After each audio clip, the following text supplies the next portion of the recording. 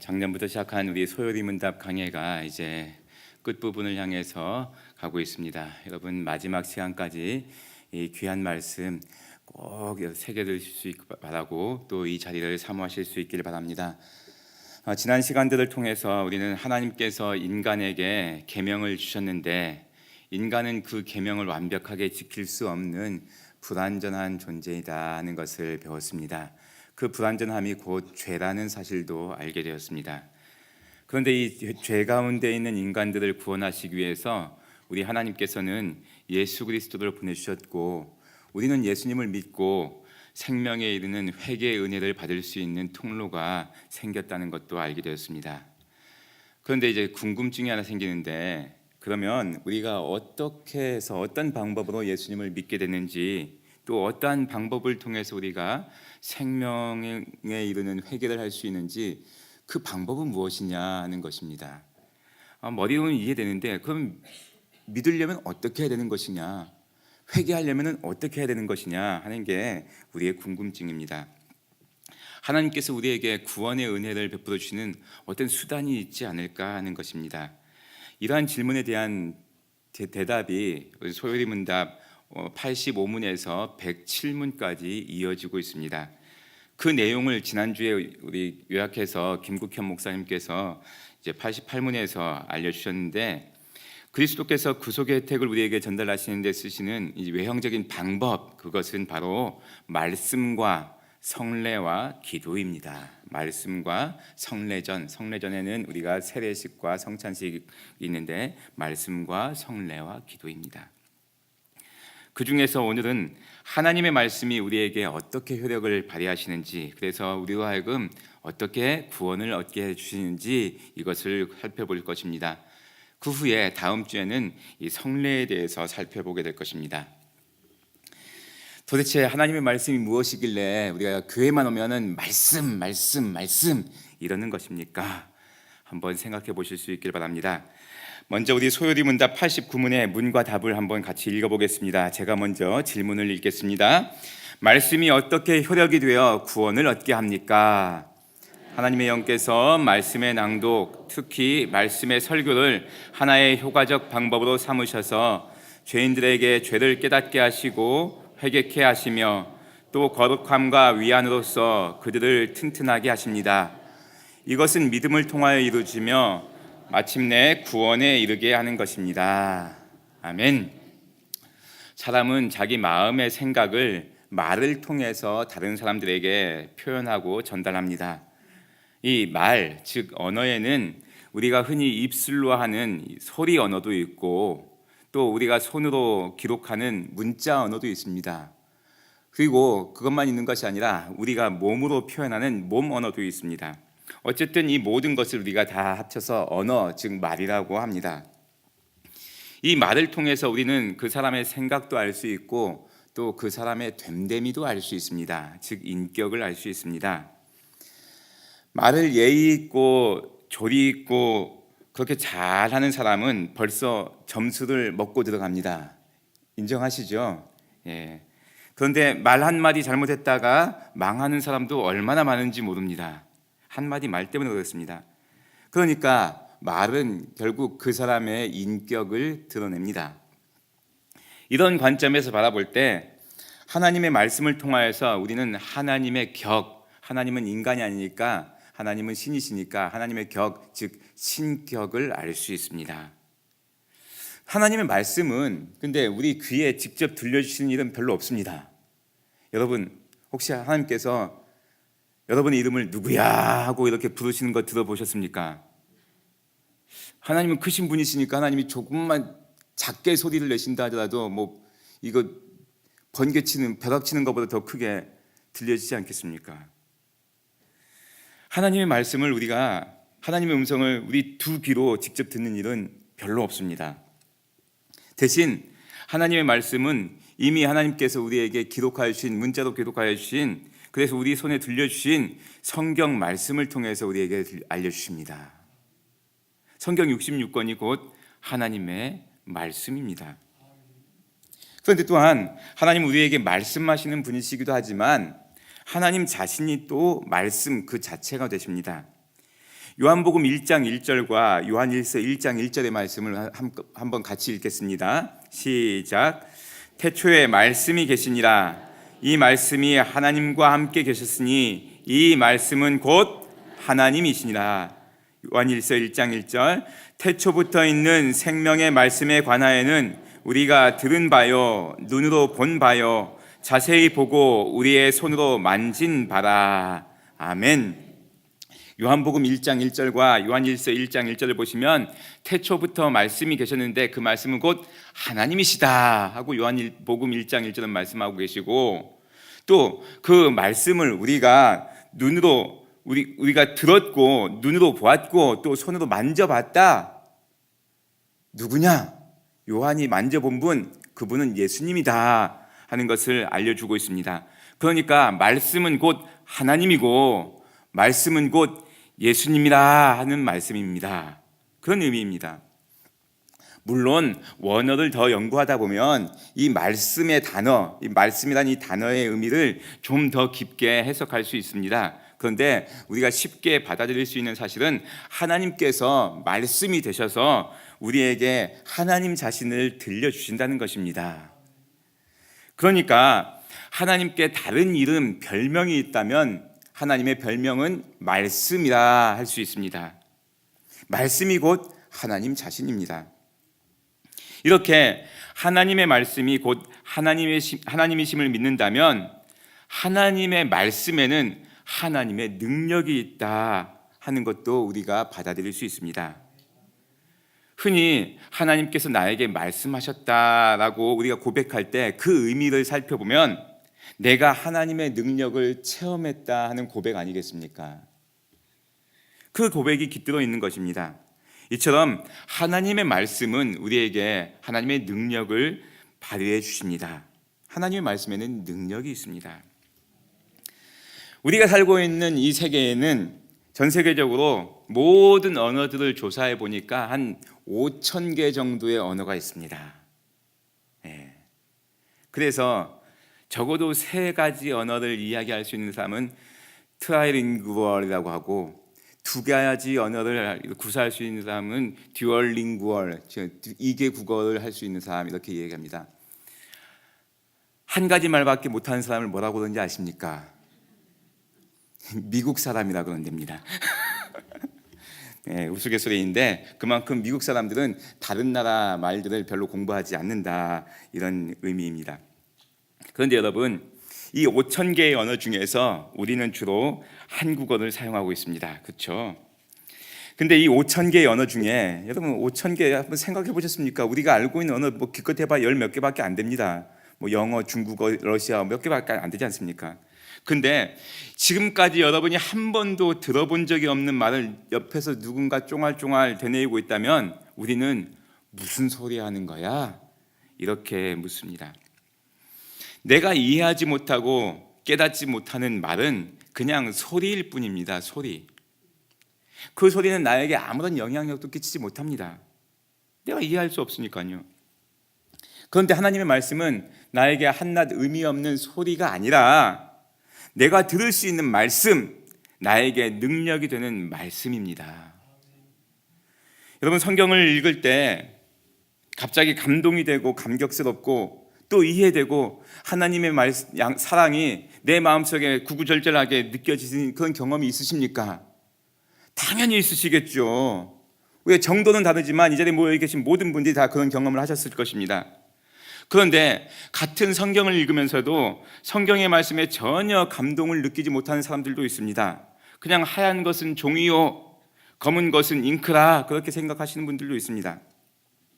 그런 사람들은 성경에 나와 있는 하나님의 기적의 말씀들을 그냥 신화라고 치부해버립니다. 그거 신화다, 신화. 그리고 예수님께서 행하신 놀라운 치유의 사건들을 사람들이 그냥 환상을 본 거 아닌가, 집단 최면 걸린 거 아닌가, 이렇게 생각하기도 합니다. 심지어 예수님께서 죽었다가 부활하셨다는 기록을 보면은 이 성경 말씀을 믿지 않는 사람들은 그거 예수님의 제자들이 시체를 훔쳐다가 숨겨놓고 부활했다고 하는 것이다, 이런 주장을 펼치기도 합니다. 자신들도 학식이 있어서 과학적이고 이성적으로 판단할 수 있기 때문에 과학적으로 살펴봐야 된다 그러면서 성경 말씀을 이렇게 저렇게 재단하는데, 그런 사람들에게 능력 있는 하나님의 말씀이 임할 것이라고는 기대할 수가 없습니다. 몇 년 전에 도올 선생이 요한복음 강해를 썼습니다. 저는 도올 선생이 동양학만 이렇게 좋아하는 줄 알았더니만 성경도 꽤 많이 읽으신 분 같습니다. 이런 소식을 들으면 여러분, 우리가 좀 분발해야 됩니다. 하나님을 안 믿는 사람이 우리보다 성경을 더 열심히 더 많이 읽는다면은 우리가 좀 체면이 구겨지지 않겠습니까? 그렇기 때문에 여러분, 지난 주간에 우리 주보 삽지에 성경 읽기표 그리고 성경 문답지 삽지해 드렸는데, 올 한 해도 부지런히 성경을 읽으셔서 영의 양식을 풍족히 누리실 수 있길 바랍니다. 절대 뒤처지시면 안 됩니다. 그런데 이 도올 선생이 쓴 요한복음 강해를 제가 처음부터 끝까지 정말 아주 세밀하게 한 글자도 읽어보지 않았습니다.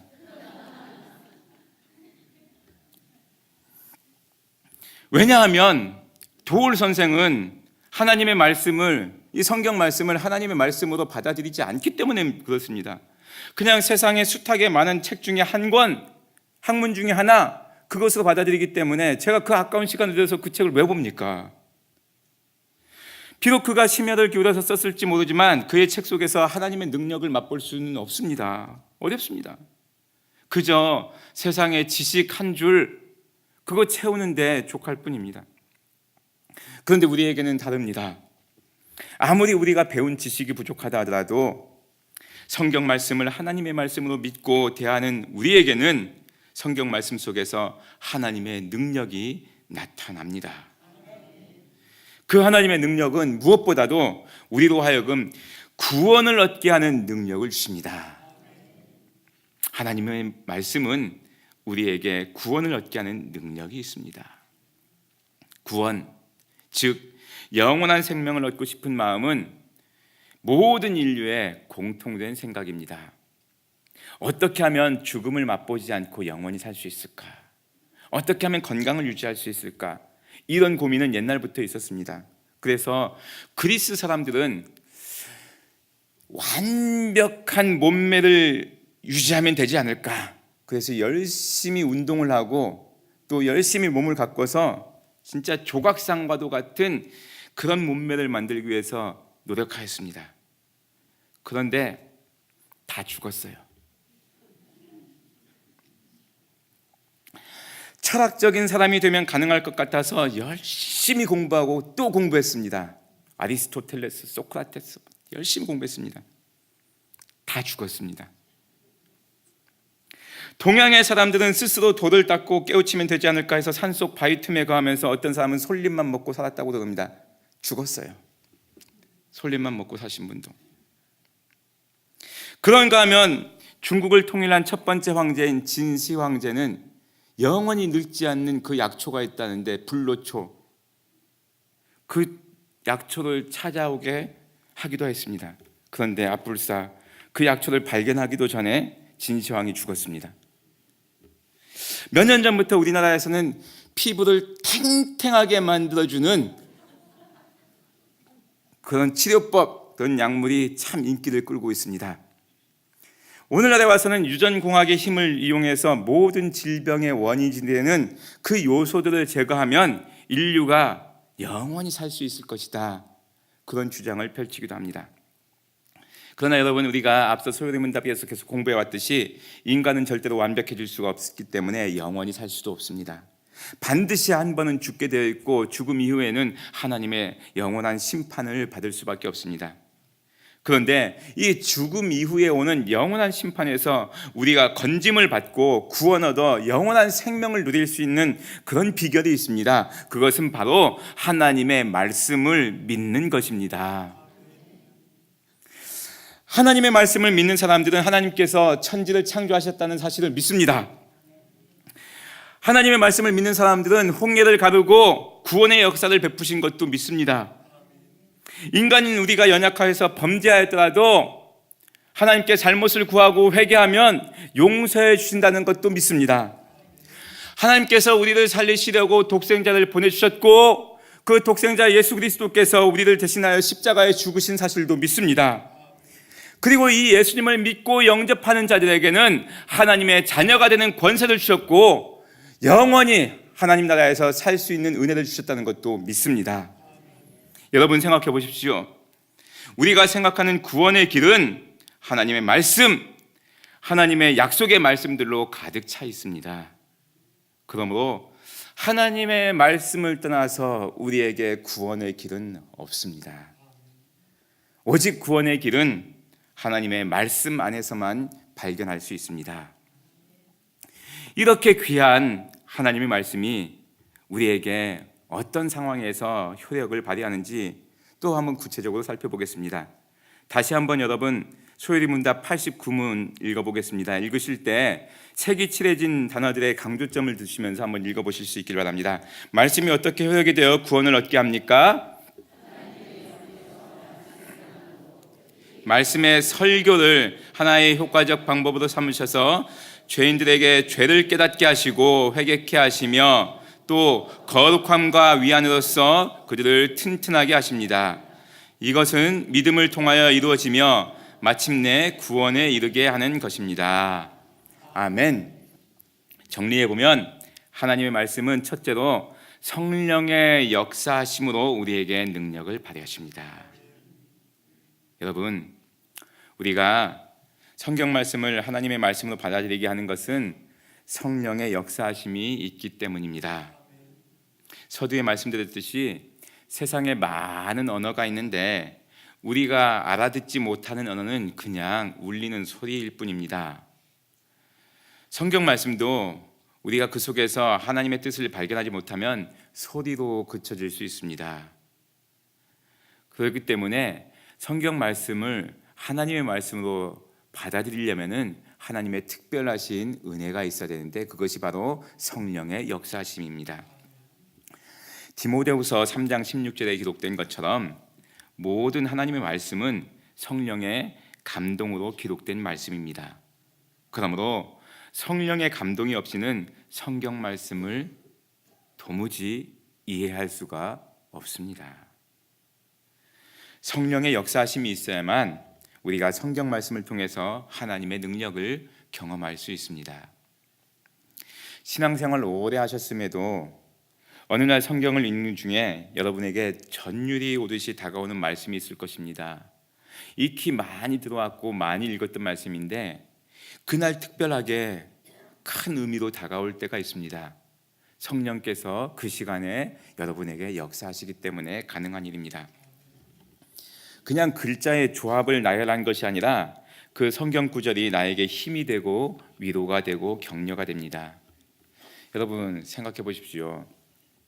예수님의 12제자들과 사도 바울은 지금부터 2000년 전의 인물입니다.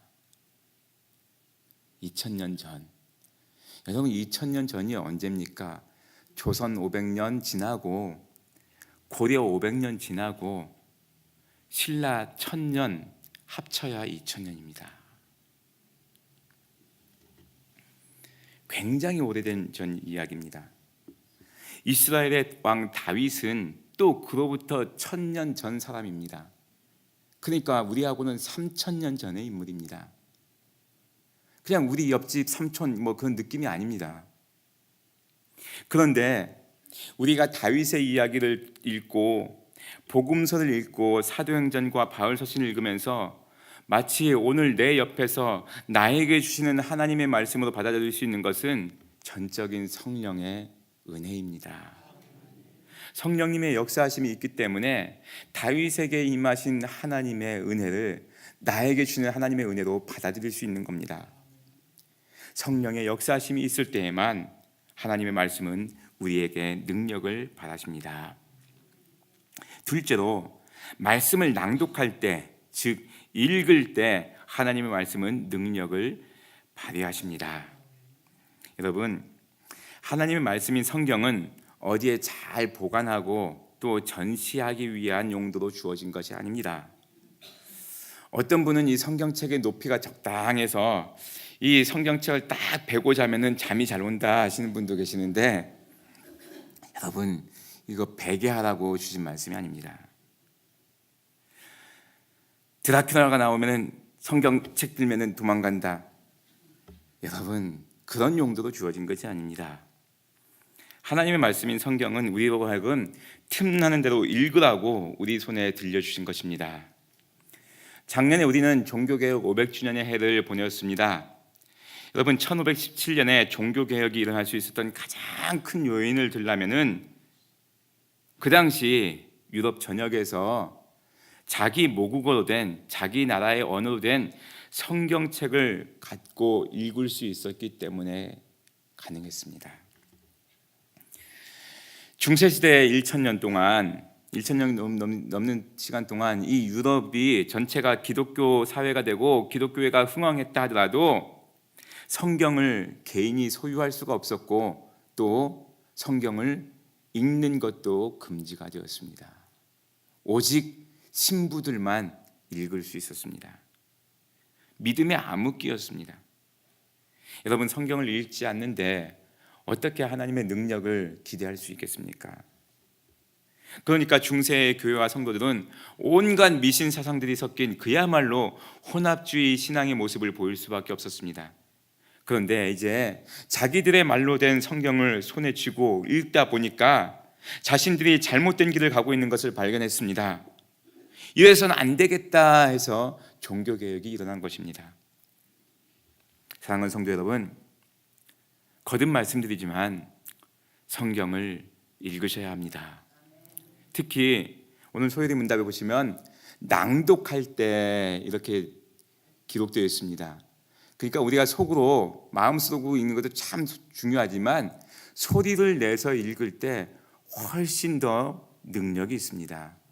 왜냐하면 소리 그 자체에 힘이 있기 때문에 그렇습니다. 그래서 가능하시면 소리를 내서 읽으시면 훨씬 좋습니다.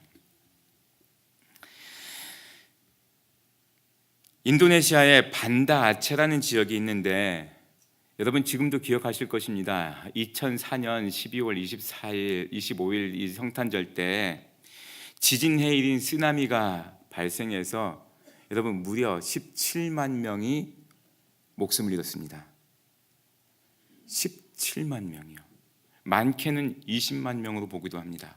왜냐하면 정확하게 숫자를 파악할 수 없으니까. 성남시 인구가 100만 명이 조금 안 됩니다. 90만 명 조금 넘습니다. 여러분 20만 명이라면 성남시 인구의 5분의 1이 하루아침 1시간에 사라져버린 겁니다. 그런데 이 쓰나미가 지나간 이후에 그 지역에 얼마 안 되는 교회와 선교사들이 크게 회개하는 시간을 가졌습니다. 사실 이 아체 지역은 아주 강한 이슬람 교도들이 모여있는 지역입니다. 근데 이 지역을 조금만 벗어나면 또 기독교인들이 굉장히 많이 거주하고 있습니다. 예수님을 믿는 부족들이 형성되어 있습니다. 그런데 교회와 성도들이 하나님의 말씀은 읽지 않고 하나님의 말씀을 부적처럼 사고 팔고 지냈습니다. 식구 중에 누가 아프다고 그러면 교회에서 성경 구절 하나 딱 써주고 이 쪽지를 주면서 잘 보관하면 낫는다고 돈 주고 팔았습니다. 그리고 그 쪽지를 집에 와서 잘 걸어두면 병이 낫는다, 이렇게 믿었습니다. 집안에 어떤 어려움이 있고 사업에 어떤 어려움이 있으면 교회 가서 쪽지 하나 받아갖고 오는 겁니다. 그리고 그것을 보관하면 된다. 하나님을 우상처럼 여겨버린 것입니다. 너무나 안타까운 일입니다. 그래서 이 쓰나미 이후에 우리에게 왜 이런 재앙이 벌어졌을까? 그러면서 그들이 영적으로 회개한 분들이 모여서 회개하는 시간을 가졌습니다. 우리가 하나님을 제대로 믿지 않아서 그렇구나, 하나님의 말씀을 하나님의 말씀으로 받아들이지 않아서 그렇구나 하는 것입니다. 여러분, 하나님의 말씀은 부적이 아닙니다. 몸에 잘 간직하고 다니는 쪽지가 아닙니다. 하나님 말씀은 우리가 읽고 행할 때 우리에게 능력을 주시는 말씀입니다. 그러므로 여러분, 이 하나님 말씀을 부지런히 읽고 또 부지런히 실천하며 살아가실 수 있길 바랍니다. 하나님의 말씀이 우리에게 어떻게 능력이 되는지 살펴보고 있는데 그 세 번째는 설교할 때 그리고 설교를 들을 때 하나님의 말씀은 우리에게 능력을 발휘하십니다. 하나님의 말씀에 가장 많은 감동을 받을 때는 뭐니 해도 예배 시간입니다.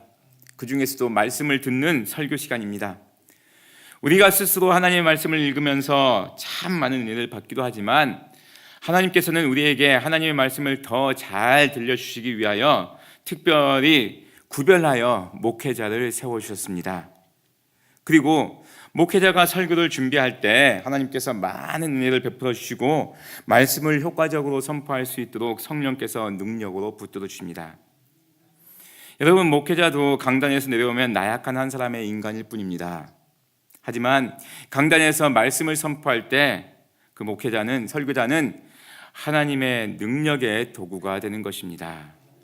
그러므로 여러분, 강단에서 울려 퍼지는 말씀을 나에게 주시는 하나님의 음성으로 받아들이는 노력을 기울이시기를 바랍니다.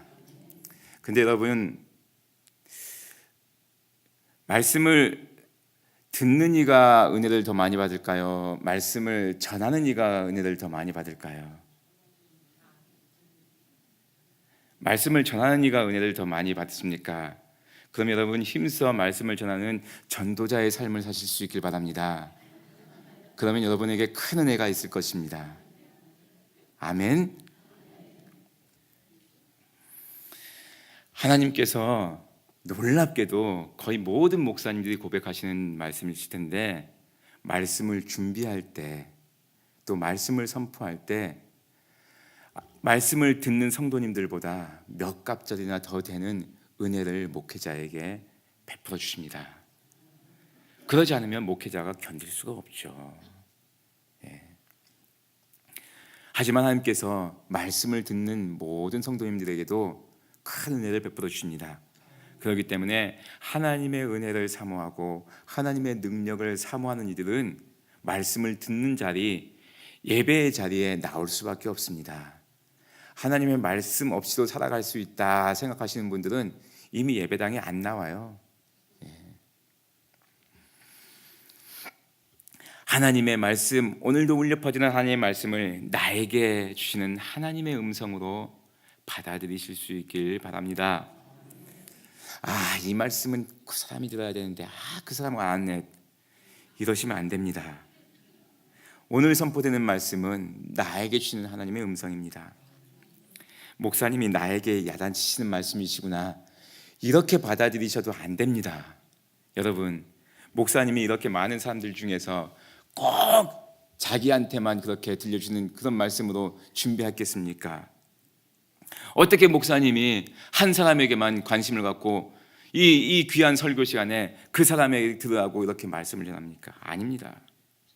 나에게 찔림이 되는 말씀은 성령님께서 나에게 회개하고 돌이키라고 들려주시는 하나님의 음성이다, 이렇게 받아들이셔야 됩니다. 여러분, 생각해 보십시오. 우리가 깊은 고난의 늪을 건너갈 때가 있었습니다. 캄캄한 인생의 밤길을 걸어갈 때가 있었습니다. 여러분, 그때 어떻게 견뎌오셨습니까? 어떻게 용기를 가지고 넘어오셨습니까? 바로 이곳 구미교회 예배당에서 선포되는 하나님의 말씀을 듣고 힘내야 되겠다, 다시 힘내야겠다, 견뎌내자, 기도하자, 이렇게 기도해 주신 분들 있는데 포기하지 말자, 그러면서 견뎌오신 거 아닙니까? 우리 담임 목사님 늘 말씀하시지만 포기는 언제 하는 거라고요? 포기하시면 안 됩니다. 하나님의 말씀이 울려 퍼지는데 왜 포기합니까? 하나님이 포기하셨습니까? 하나님은 포기하는 법이 없습니다. 하나님께서 능력으로 여러분에게 임하신 것입니다. 그래서 오늘까지 우리가 견뎌온 것입니다. 우리에게 역사하신 하나님께서는 우리가 구원의 길을 온전히 완주할 수 있도록 좌우로 치우치지 않도록 끊임없이 우리에게 말씀해 주십니다. 언제요? 예배드릴 때. 그러므로 여러분, 하나님의 말씀을 듣는 이 예배의 자리를 사모하실 수 있길 바랍니다. 절대 예배를 소홀히 하지 마시고 2019년에는 어떤 일이 있더라도 주일 성수하겠다 다짐하시고 또 다짐하실 수 있길 바랍니다. 그리고 여러분 기도하실 때 우리 구미교회 강단에서 하나님의 말씀이 메마르지 않도록 우리 목사님을 위해서 꼭 기도해 주셔야 됩니다. 능력의 말씀이 늘 선포될 수 있도록 기도해 주셔야 됩니다. 그것이 우리가 사는 방법입니다.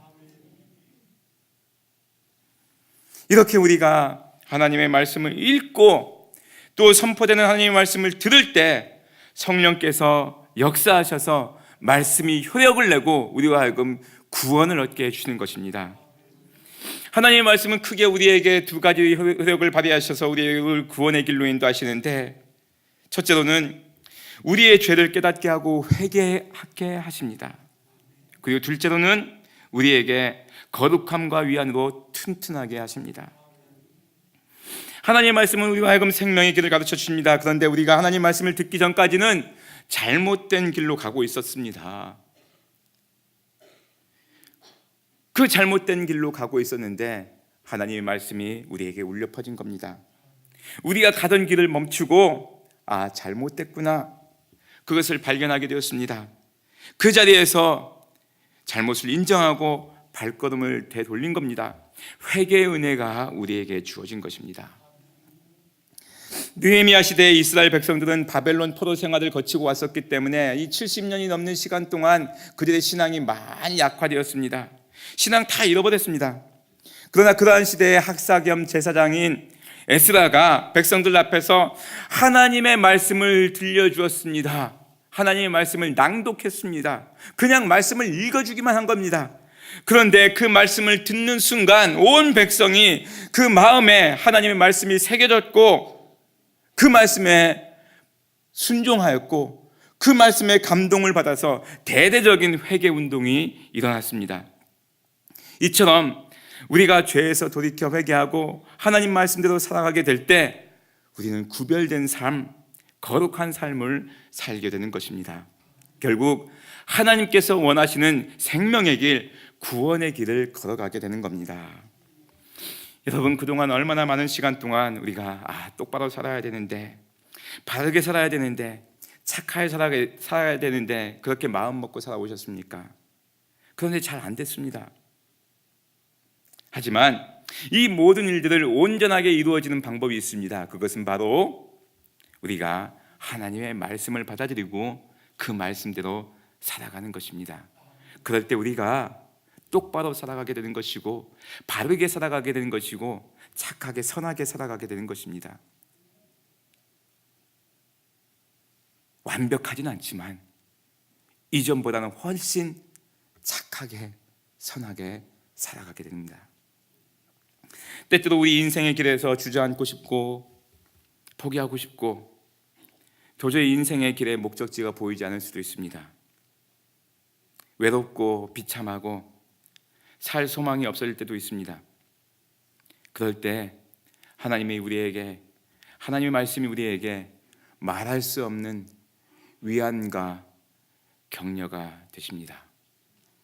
그리고 우리를 다시 일으켜 세워주시고 다시 가던 길을 가게 해주십니다. 우리를 튼튼하게 해주십니다. 우리 믿음의 선조들은 믿음 지키고 살다가 숱한 고난을 겪고 목숨을 잃기도 했습니다. 그 고난의 현장의 순간순간마다 우리 믿음의 선조들이 감내할 수 있었던 비결이 있다면 하나님께서 그들에게 위로의 말씀을 들려주셨기 때문입니다. 혹시 이 가운데 하나님의 위로가 필요한 분이 계십니까? 예배를 드리는 중에, 말씀을 읽는 중에, 말씀을 듣는 중에 하나님께서 여러분을 붙잡아 주시고 여러분을 격려해 주신다는 것 꼭 느끼실 수 있기를 바랍니다. 여러분을 든든하게 세워줄 것입니다. 결국 하나님의 말씀이 우리를 구원의 길로 인도하십니다. 사랑하는 성도 여러분, 하나님의 말씀은 우리에게 구원의 은혜를 베풀어 주십니다. 은혜의 통로입니다. 이 귀한 하나님의 말씀에 귀를 기울이시고 마음으로 받아들이시고 이 말씀 붙잡아서 우리에게 주어진 삶을 끝까지 최선을 다해 살아가심으로 구원의 은총을 누리고 이 땅에서 날마다 승리하며 살아가시는 귀하고 복된 성도님들 다 되실 수 있기를 바랍니다. 하나님 아버지, 참으로 감사합니다. 우리를 사랑하여 주시되 독생자를 보내주시고 또 그 예수님을 믿을 수 있는 믿음을 주시고 또 우리가 하여금 이 믿음의 길을 걸어갈 수 있도록 날마다 때마다 하나님의 말씀을 들려주심에 감사드립니다. 그 하나님의 말씀을 우리 마음판에 새길 수 있게 하시고 그 말씀 붙들고 용기를 내어서 우리 인생의 길을 걸어갈 수 있게 해주심에 감사합니다. 끝까지 이 말씀 붙들고 살아갈 수 있는 믿음도 주심에 감사합니다. 말씀이 곧 하나님의 능력임을 깨달아서 이 말씀과 함께 일평생 동행하는 우리 모두가 되게 하여 주시고 끝까지 견디어서 또 승리하는 삶을 살아가는 우리 모두가 되게 하여 주옵소서. 예수님의 이름으로 기도드리옵나이다. 아멘.